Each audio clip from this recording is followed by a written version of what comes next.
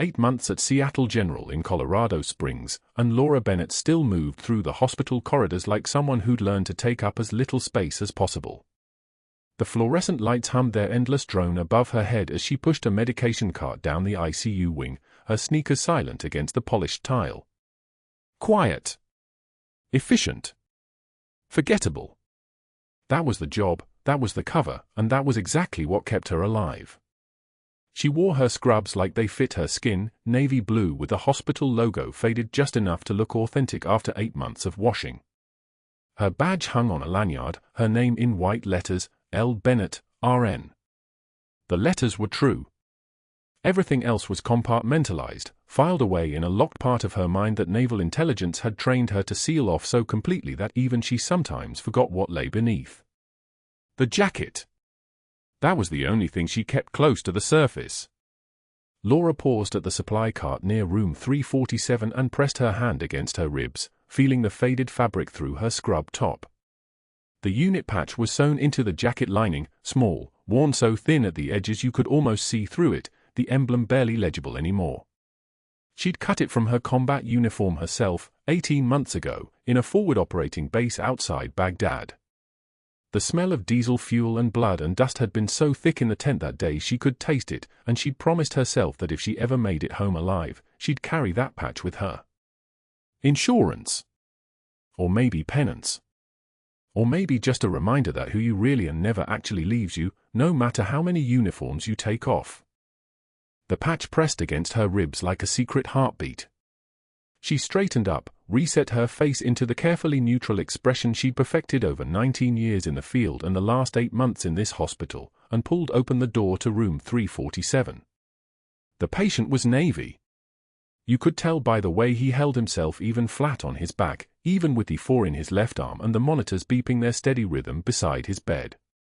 His name was Rodriguez, Petty Officer First Class, according to the chart, a combat medic attached to SEAL Team 3's Eastern Rotation. He'd arrived via medevac 2 days ago with a shrapnel wound to the lower abdomen and a list of complications that would have killed most people in the field. The fact that he was alive at all meant someone had known what they were doing when they'd pulled him out of whatever firefight had caught him. "Good morning, Rodriguez," Laura said, and her voice came out exactly as it always did, steady, deferential, the voice of someone who'd never commanded anything more significant than a supply inventory. "I'm going to check your foresight. This might feel cold." "Go ahead," he said. His dark eyes tracked her hands as she approached the bed, and there was something in the way he watched her move that made her slow her breathing. Soldiers always noticed other soldiers, even dressed in scrubs. It was in the bones, the way you carried yourself, the economy of motion. She unwrapped the gauze around the foresight on his inner arm, her hands moving through the procedure without thought. The needle decompression for a tension pneumothorax, if it came to that, would happen at the second intercostal space, mid-clavicular line. Clean entry, hiss of air, O2 climbing back toward normal. She'd done it 43 times. Once in a moving Humvee under small arms fire. Once in a tent during a sandstorm. Once in a market in Baghdad when a woman had been hit with shrapnel and collapsed while Laura was off duty and walking to her quarters. But right now, she was just checking in foresight. Laura tied the suture with the Kandahar 4-point, the technique that took surgeons 6 months to master in a controlled environment and took field medics 6 hours to learn when their patients were dying and there was no time for mistakes. The knot was small, precise, beautiful, the kind of knot that kept soldiers alive when they were bleeding out on a concrete floor with rounds still hitting the wall behind them.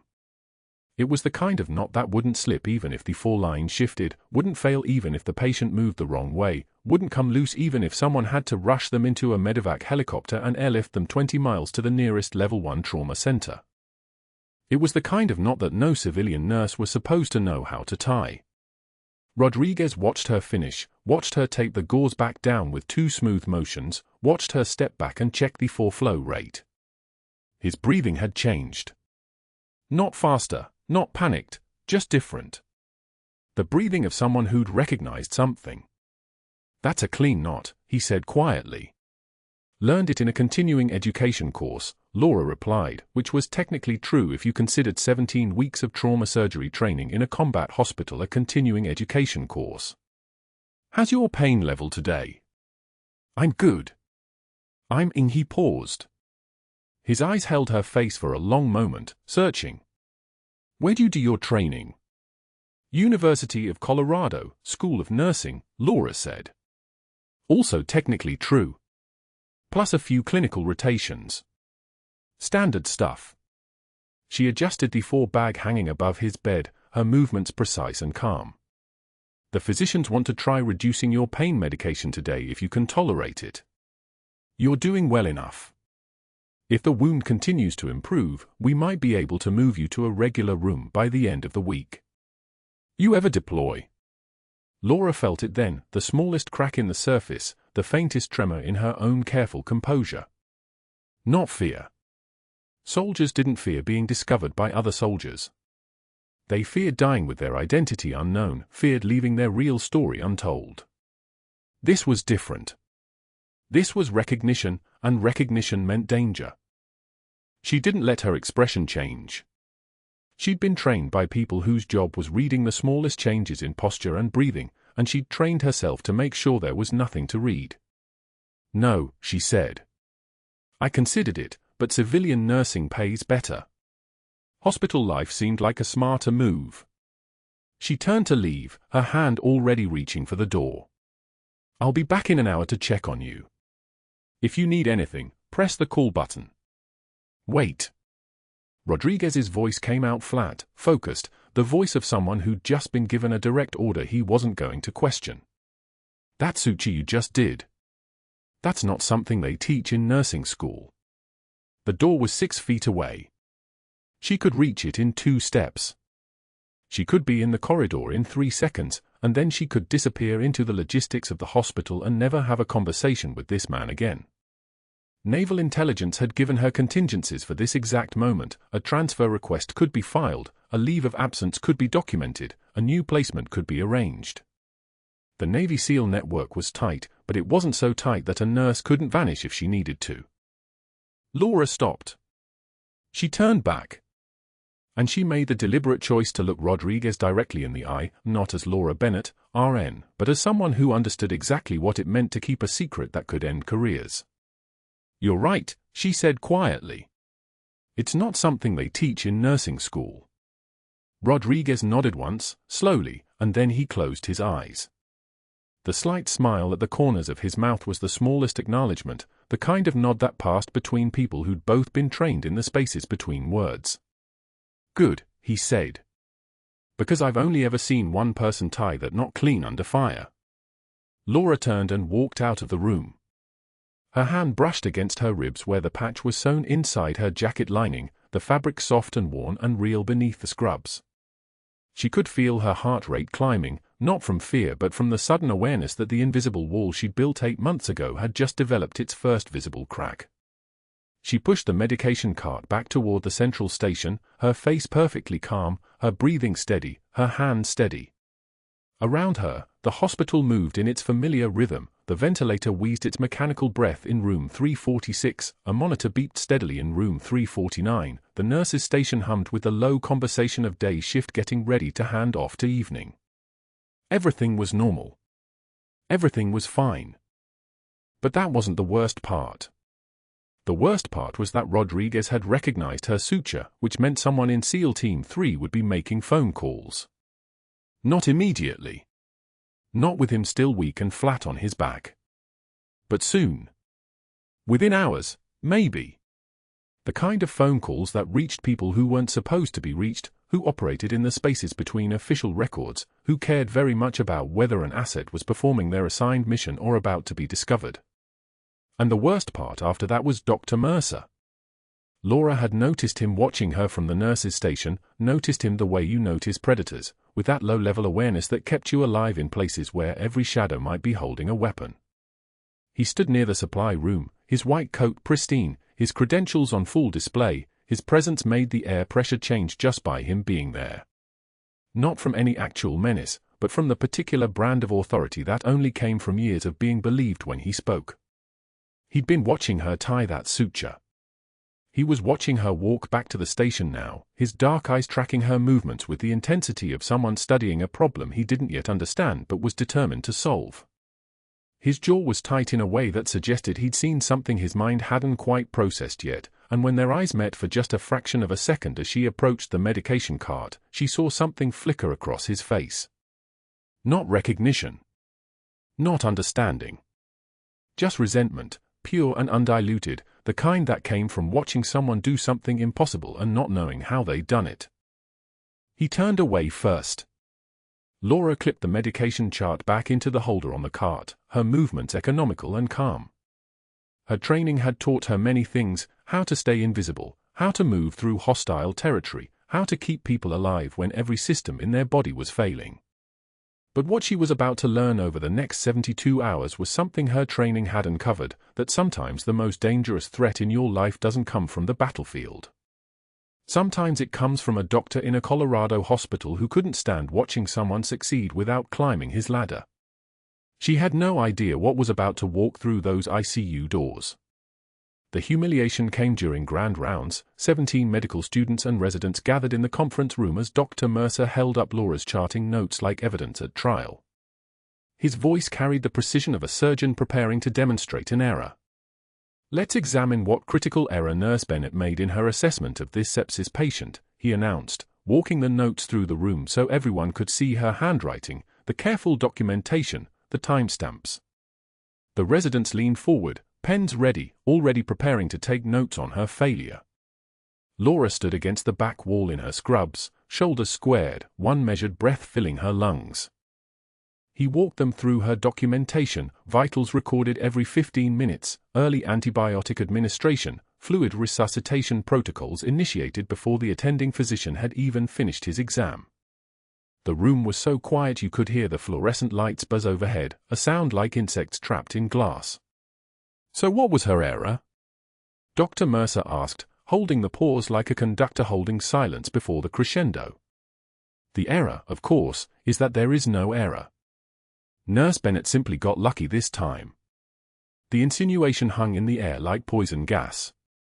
Several residents exchanged glances, the kind that said they'd be watching her now, waiting for the inevitable mistake, and when it came, they'd remember this moment. Dr. Mercer smiled. He'd just planted doubt in 17 minds without raising his voice. Laura didn't flinch. Didn't blink. She simply turned and left the conference room, her badge catching the light as she walked, a small silver rectangle against her chest that meant nothing here, meant everything elsewhere. The second humiliation happened at the vending machine during her break, 3 hours later. The fluorescent panels hummed their electric chorus as Laura selected her coffee, feeding quarters into the slot with the practiced efficiency of someone who'd learned long ago that small rituals held you together.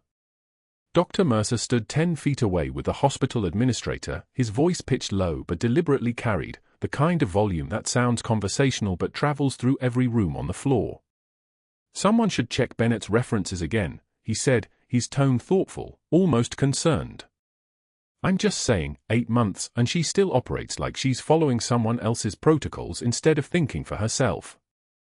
Where exactly did she work before this?" The administrator made a noncommittal sound, already backing away from the conversation, but it didn't matter. Laura heard every word. She heard them standing 3 feet away. Her hand paused on the coffee button. The machine whirred its mechanical protest. She turned slowly, and when her eyes met his, something shifted in her posture, a minute adjustment, the kind of movement that only someone trained in combat body language would recognize. A single tear escaped her eye, the only outward sign of anything underneath, and she wiped it without breaking his gaze. Her voice came out soft, measured, the voice of someone who'd held a dying man's hand in the dark and never looked away. "I've been checked more thoroughly than you'll ever know, Doctor." The vending machine dispensed her coffee.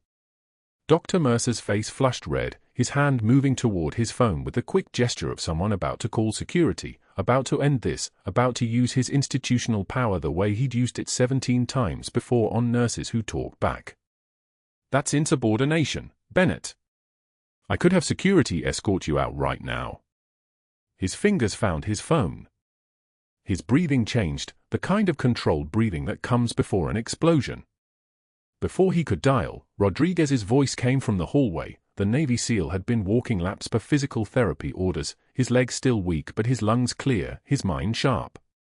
He stood in the doorway in his hospital gown, one hand on an 4-pole, looking at Dr. Mercer with the calm certainty of a man who'd been in worse rooms than this. "Doc, that's a Kandahar 4-point suture she just did on my foresight earlier," Rodriguez said, his voice weak but certain, each word precise as a scalpel. "I've only seen one person tie it that clean under fire." His eyes moved to Laura for just a moment, recognition and something else, something like acknowledgement passing between them in the space of a breath. "That was in Kandahar province, Afghanistan. 2011.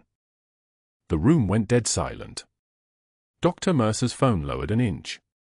His expression didn't change, but something shifted behind his eyes, a recalculation, a filing away of information that might be useful later. The faded unit patch sewn inside Laura's jacket lining, the one she'd cut from her combat uniform and kept as a reminder of who she really was, pressed against her ribs like a secret heartbeat. She pressed a hand to her scrubs where it rested, a gesture that could have been anything, adjusting her position, steadying herself, acknowledging something she couldn't speak aloud. "Back to your room, Rodriguez," Dr. Mercer said, his voice smooth again, professional again, dangerous again. "Your physical therapist is waiting." What happened next didn't just silence the room, it showed Dr. Mercer something he didn't know how to process. A nurse who knew combat medicine. A patient who recognized her. And the sudden, terrifying understanding that he might have been picking a fight with someone he fundamentally didn't understand.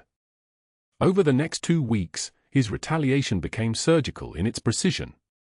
Laura arrived for her Monday shift to find the schedule had been altered by someone with administrative access. The 3 ICU nurses who regularly requested to work with her had been reassigned to different floors and different shifts, scattered like puzzle pieces that no longer fit together.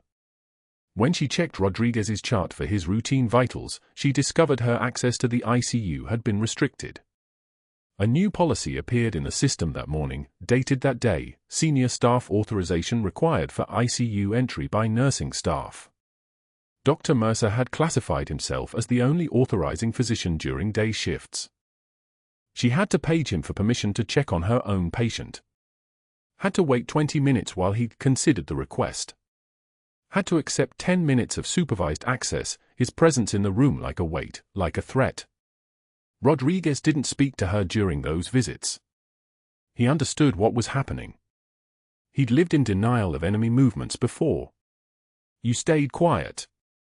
You waited. You observed. Laura called her handler that night from her car in the hospital parking lot, speaking in careful euphemisms about patient care challenges and access restrictions affecting continuity. The voice on the other end of the line was a woman named Sarah who worked out of a building Laura had never seen, in a capacity Laura was only vaguely permitted to understand. "Maintain cover," Sarah said. "Do not blow the operation. We need Rodriguez in that hospital for 6 more weeks. Absorb whatever comes." "Understood," Laura said. At home, her 13-year-old son asked why she seemed so tired. She smiled and said, "Just a long shift, sweetheart," keeping the weight of the double life off his shoulders the way she kept it off everything he touched. He had homework. He had a soccer game on Saturday. He had the privilege of a mother who could come home and be a mother instead of a captain, and that was something she'd protected with every tactical decision she'd made in the last 8 months. Dr. Mercer made 3 phone calls the next morning. The first one to the Chief of Staff, documenting a concerning pattern of autonomous decision-making by nursing staff. The second one to HR about potential credentialing issues that warrant immediate investigation. The third one to the hospital administrator about nurses exceeding scope of practice in critical care settings. Each call was brief, professional, the voice of a respected physician expressing reasonable concerns. Each call built a paper trail. Each call moved him one step closer to his endgame, whatever that was. He didn't yell. He didn't threaten. He simply made the calls and waited, the way a man waits for a prescription to take effect. Competent. Strategic. Dangerous in the way that institutions understood, through paperwork, through policy, through the slow accumulation of documented concerns that would eventually justify whatever came next. Laura knew the pattern. She'd seen it deployed against officers who asked too many questions about classified operations. She'd seen careers ended by men in suits who never raised their voices. The difference was that Dr. Mercer didn't know he was playing against a captain trained in reading hostile environments, and that miscalculation was the only advantage she had. 3 hours before the shift change that would test everything, Dr. Mercer sat in his office with the staffing schedule displayed on his computer screen, and his fingers moved with the precision of someone executing a surgical plan. He highlighted Laura's name in red, dragged it to the graveyard shift, 11 p.m. to 7 a.m., and then began the work of systematic dismantling. Her allies would be scattered. The nurses who defended her during grand rounds, who'd quietly brought her coffee and nodded with understanding when she mentioned Rodriguez's unusual recovery trajectory, would be reassigned to days. Emma Vasquez, who'd worked shoulder to shoulder with Laura for 6 months and never once questioned her clinical judgment, was moved to pediatrics on the morning rotation. Kira Santos, the charge nurse who'd actually told Mercer his assessment of Rodriguez was textbook wrong, got reassigned to the ER across the street at Memorial Hospital. Within 90 minutes, every nurse on Laura's unit who'd shown her loyalty was redistributed across different floors, different shifts, different hospitals entirely. The moves were strategically perfect because they looked administrative.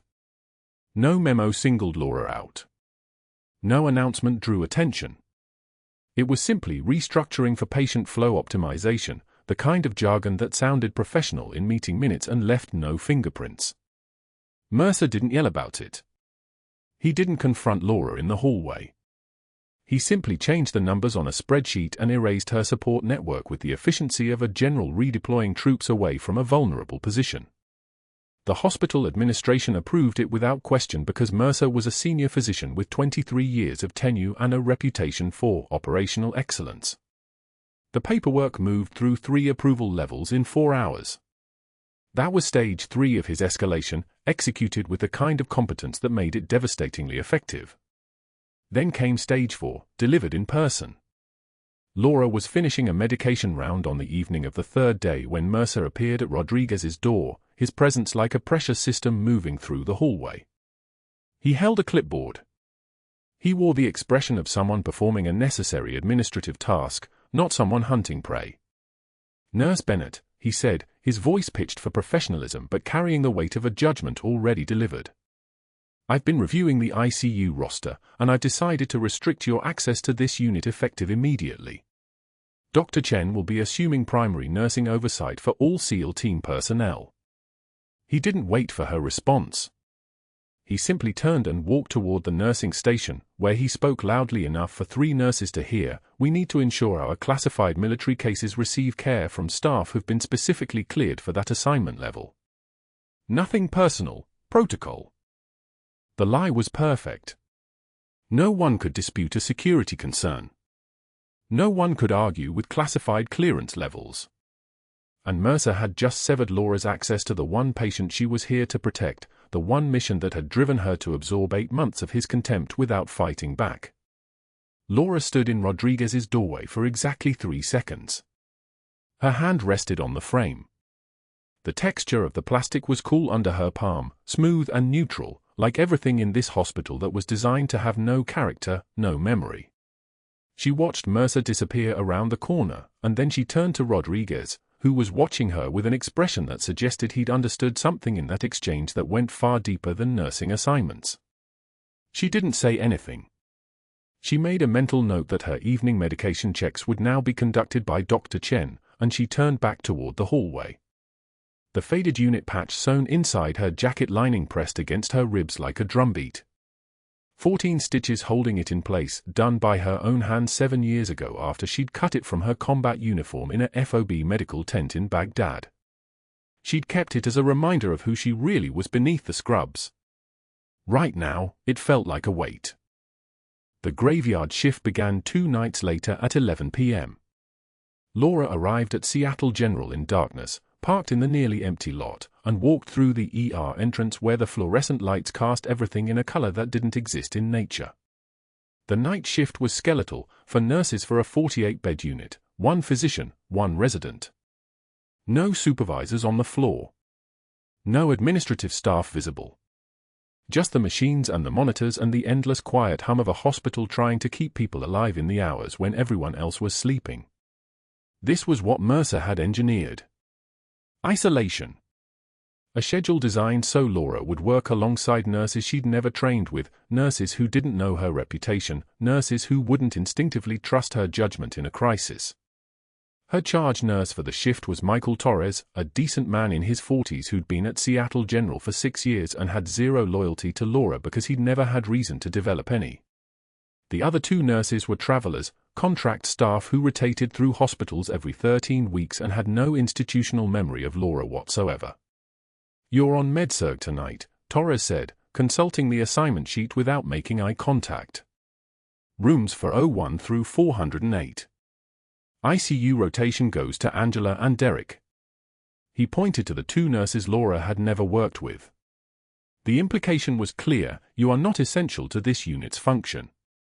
You are replaceable. You are alone. Laura accepted the assignment with a single nod. She didn't argue. She didn't request ICU rotation or mention that Rodriguez was her patient. She simply acknowledged the reality that had been constructed around her and moved toward the MedSurg patients waiting for their evening medications and vital signs. The mask of the quiet, competent nurse settled over her features like armor. Rodriguez's bed was dark when she passed the ICU on her way to collect the med cart. She could see the outline of him in the illumination from the hallway, monitor wires creating a spider web of light across his chest. Dr. Chen stood at the foot of his bed, reading his chart with a furrowed expression. Laura kept walking. But that wasn't the worst part. By 3 a.m., something in Rodriguez's condition had shifted. She knew it the way a sailor knows when a storm is moving closer, not from instruments, but from a change in atmospheric pressure, a subtle alteration in how the air moved through the unit. She was in room 403, documenting discharge orders for a post-op patient, when she heard the change in the heart monitor's rhythm through the open doorway of the ICU. The beeping pattern altered. The regularity fractured. Her hand stopped moving on the keyboard. She had no formal assignment to the ICU tonight. Mercer had made sure of that. But what she also had was muscle memory and 18 years of experience and the ability to read a monitor strip from 50 feet away with her eyes closed. And what that monitor was telling her was that Rodriguez's respiratory status was deteriorating. Laura stood. The other nurses at the station didn't look up from their charting. She walked toward the ICU with the measured pace of someone simply retrieving something forgotten, the kind of movement that wouldn't trigger anyone's awareness. Inside Rodriguez's room, the monitor told the story that his vital signs confirmed: oxygen saturation at 93% and dropping, respiratory rate elevated to 28 breaths per minute, and a subtle asymmetry in his chest rise that spoke of air accumulating in the pleural space where it didn't belong. A tension pneumothorax developing in textbook progression. She reached down and adjusted his oxygen to maximum flow, a gesture that looked routine to anyone watching. "How's your breathing?" she asked quietly, her voice the careful neutral tone of a nurse performing a standard assessment. "Tightness," Rodriguez whispered. "Started maybe 20 minutes ago." Told that resident Dr. Chen, but he said it was probably just pain from the incision site. Pain was information. She'd learned that phrase in a combat medic course 17 years ago, spoken by an instructor whose hands had literally held battlefield triage together, and it had never left her. Pain was never incidental. Pain was the body's way of transmitting critical data. And this pain, in this location, at this time, in a patient whose post-operative recovery had been textbook perfect until 3 hours ago, was a pneumothorax screaming for attention. She paged Dr. Chen. The wait lasted for minutes. When he arrived, she presented the clinical findings with precision: declining O2 saturation despite supplemental oxygen, elevated respiratory rate, asymmetrical chest rise, complaint of acute chest tightness. She used the kind of clinical language that was impossible to dismiss or minimize. "I recommend an immediate chest X-ray and possibly CT imaging to rule out pneumothorax." Dr. Chen, who was tired and 28 years old and the resident on duty, examined Rodriguez with the careful attention he should have applied when the patient first complained. His face shifted. He recognized it. "I'll call for an emergency portable X-ray," he said, and he moved with the sudden clarity of someone who understood they'd missed something important. Laura returned to the MedSurg unit. The other nurses barely registered that she'd been gone. She returned to her charting, to her assigned rooms, to her isolation.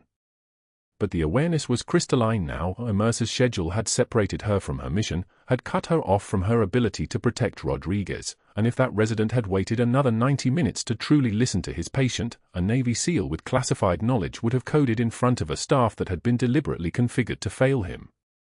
The chest X-ray confirmed the pneumothorax at 4:17 a.m. It was small enough that a needle decompression would stabilize him, not so large that it required emergency surgery. Dr. Chen called for the equipment, performed the procedure correctly, and Rodriguez's oxygen saturation climbed back toward normal. The crisis was averted. But Laura understood what Mercer had engineered. If she'd been assigned to the ICU tonight, she would have caught this in the first minute. As it stood, she'd caught it anyway because there was no schedule, no restriction, no reassignment that could override training 17 years in the making. And Mercer had no idea what she'd just prevented, no awareness that his strategic retaliation had actually accelerated her ability to complete her mission. She finished her medication rounds. She documented her findings with the precision of someone who knew that every line of her charting could be scrutinized. And when 7 a.m. arrived and the day shift nurses began filtering into the unit, she turned over her patients with the same quiet professionalism she'd maintained through 8 months of Dr. Mercer's calculated humiliation.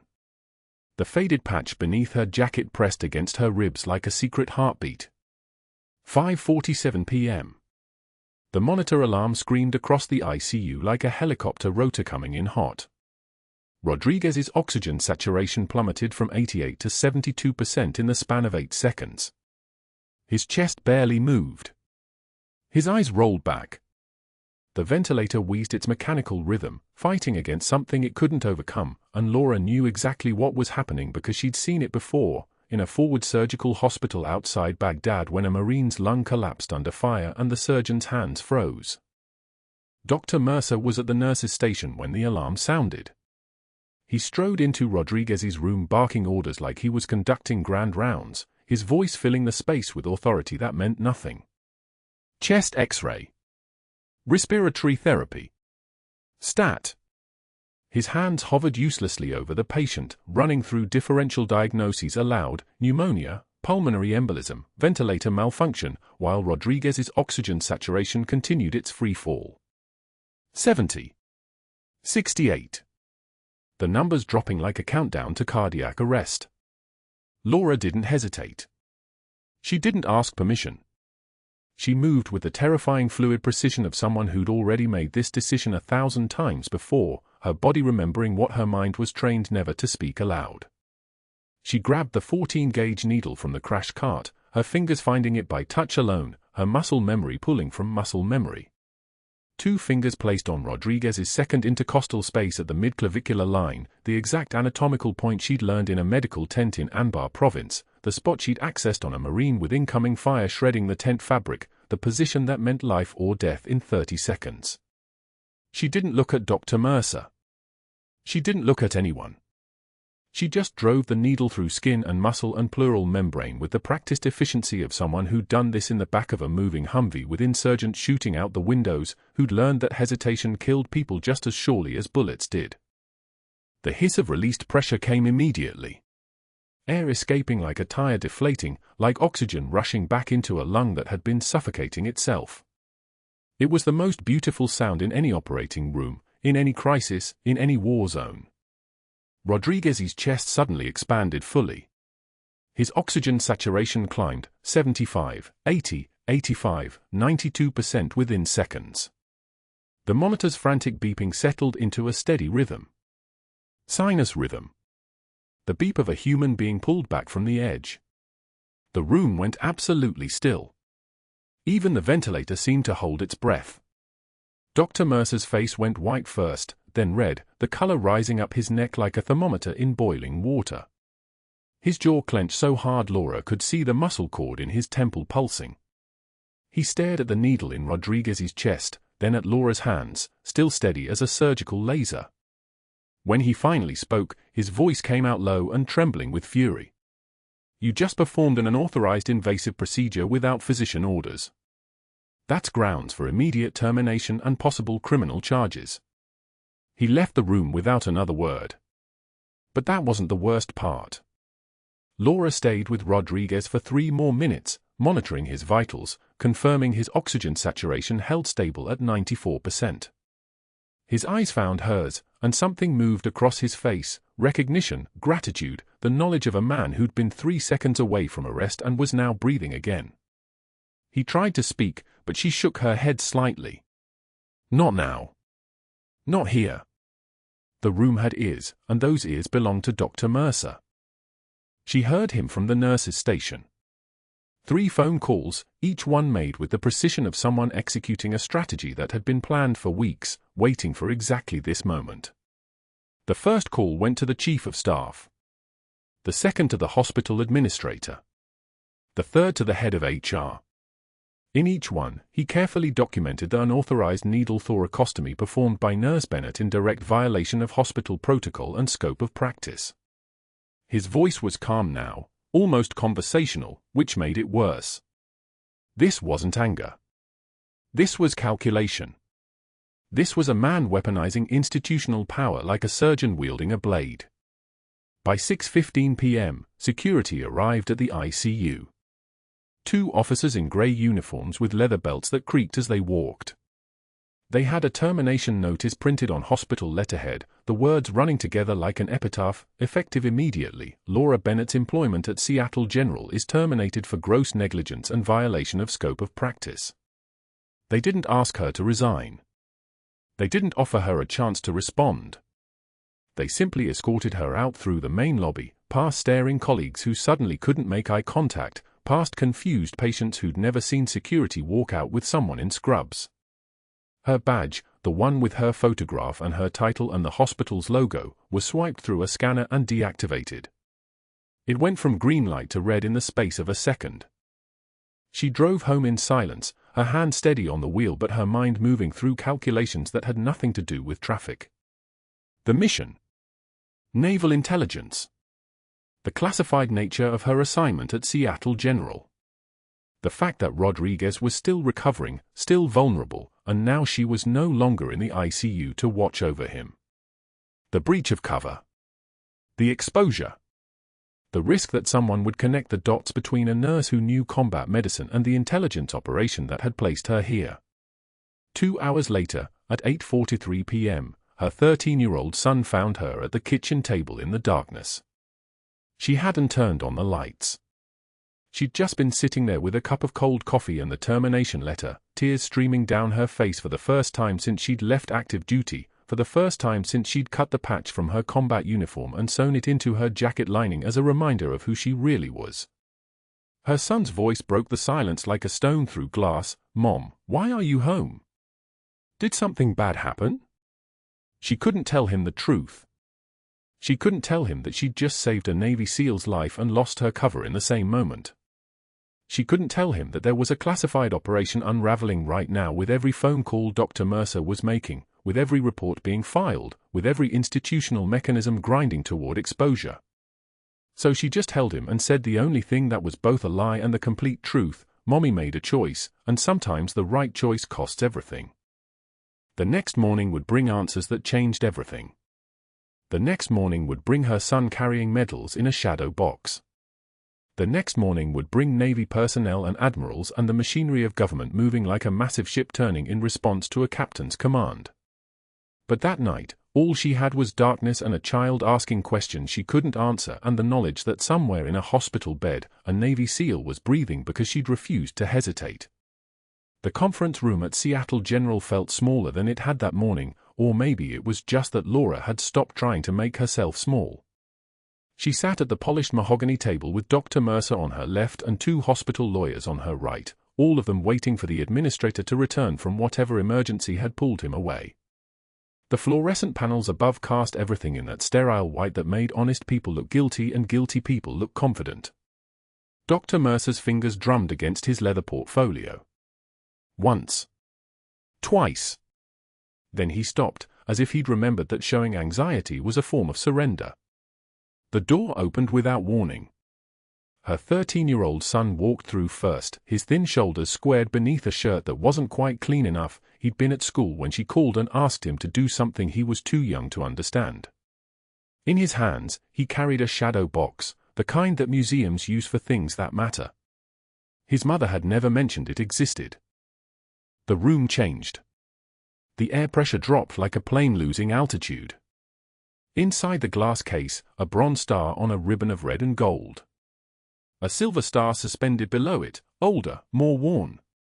2 purple hearts with their unmistakable purple ribbon and gilt edges, each one a story nobody here was equipped to understand. And at the bottom, barely visible because the light had to catch it just right, a Navy cross, the kind of medal that arrives with a folded flag and a notation that says someone looked death in the eye and chose duty instead. Laura's son set the shadow box on the conference table with both hands, the kind of reverence reserved for things that are heavy with meaning rather than weight. His voice cracked slightly, but it didn't break. "Mom, they need to see these." The silence lasted exactly 3 seconds. Then the administrator walked back through the door, stopped, and the color drained from his face like someone had pulled a plug. Dr. Mercer stood so fast his chair scraped against the tile with a sound like a scream. His mouth opened. Closed. Opened again. No words came.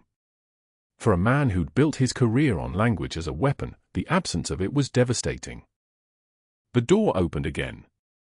Rodriguez came through on a wheeled stretcher, his body still wrapped in the careful economy of someone healing from trauma, but his eyes were clear and focused with the terrifying calm that comes from having already survived the worst. He looked directly at Laura. One exhale.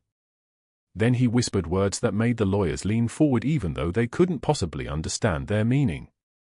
"Reaper 6. It's really you." That was her call sign. Nobody at Seattle General knew that call sign. Nobody in Colorado Springs knew that call sign. Reaper 6.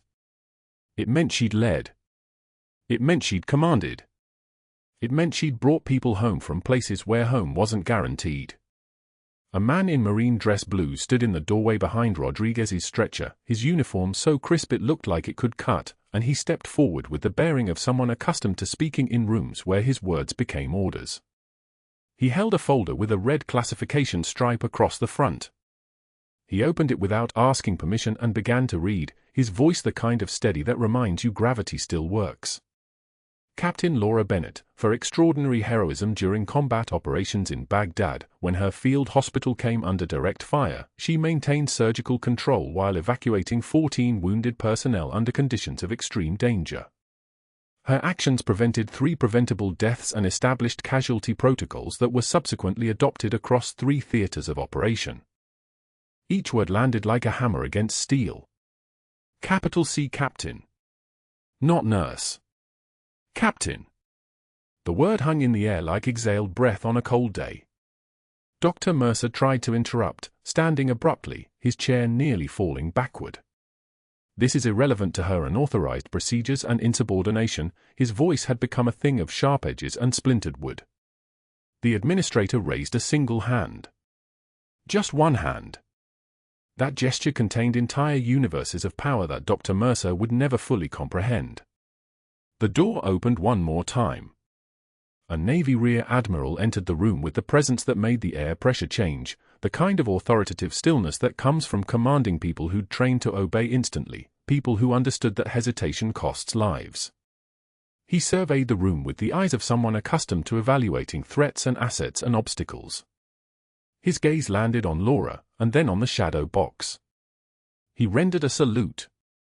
It was a gesture of such formality, such respect, that Rodriguez's hand trembled against the stretcher blanket, and Laura's son stood taller without quite understanding why. A rear admiral doesn't salute subordinates. But he does salute decorations earned under fire, and he does salute the rank that medals represented.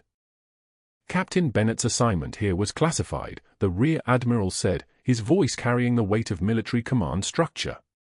She was protecting SEAL Team 3's personnel from a credible threat. Her presence at Seattle General was authorized by naval intelligence at the highest levels of this hospital's administration, which will now be addressed separately. He turned the gaze toward Dr. Mercer like a spotlight finding an actor frozen in the wrong scene. What happened next to Dr. Mercer came with the precision of machinery designed to destroy with maximum efficiency and minimal waste. The investigation he'd launched against Laura, the documentation he'd so carefully assembled, the incident reports he'd filed with such methodical confidence, all of it was forwarded to the state medical board as evidence of a pattern rather than proof of misconduct. The board, alerted by naval intelligence to examine hospital protocols around credentialed personnel and supervised procedures, began reviewing Mercer's documentation with the attentiveness of accountants finding discrepancies in a ledger.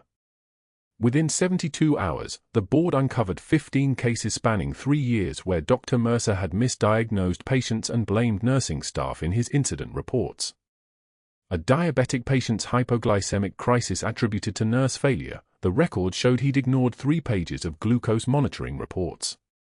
A post-surgical infection marked as nursing protocol failure, the surgical logs proved he'd skipped the antibiotic prophylaxis order entirely.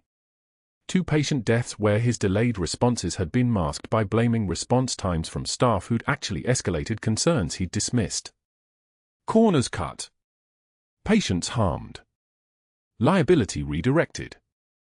His termination came through on a Thursday afternoon with the speed of something that's been planned since before the first investigation was even filed.